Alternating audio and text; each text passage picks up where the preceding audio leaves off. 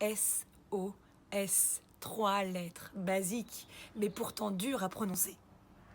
C'est ce que nous apprenons à nos enfants dès le début. Apprenez par vous-même. Mais, lorsque vous avez besoin, appelez-nous à l'aide.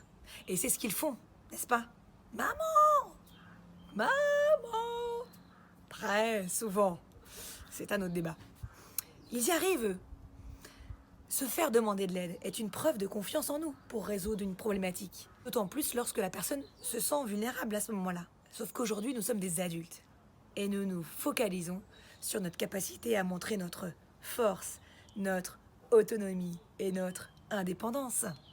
Dans nos schémas, demander de l'aide est une preuve de faiblesse, une preuve d'incompétence et peut-être même une preuve d'échec.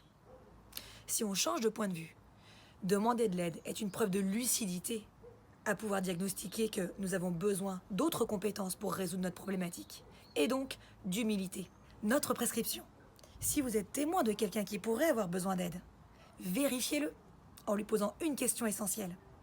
Est-ce que tu peux t'en sortir tout seul? Si la réponse est non, alors enchaînez avec la deuxième question. As-tu besoin d'aide? En l'occurrence, as-tu besoin de mon aide?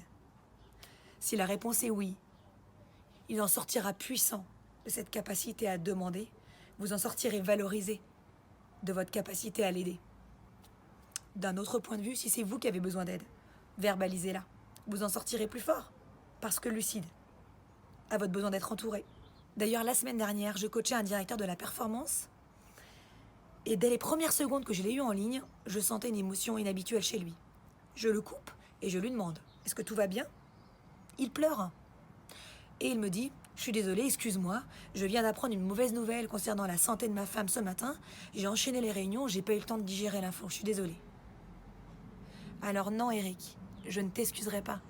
Je préfère plutôt te remercier de ta confiance en moi. On met ça en pratique et on se tient au courant ?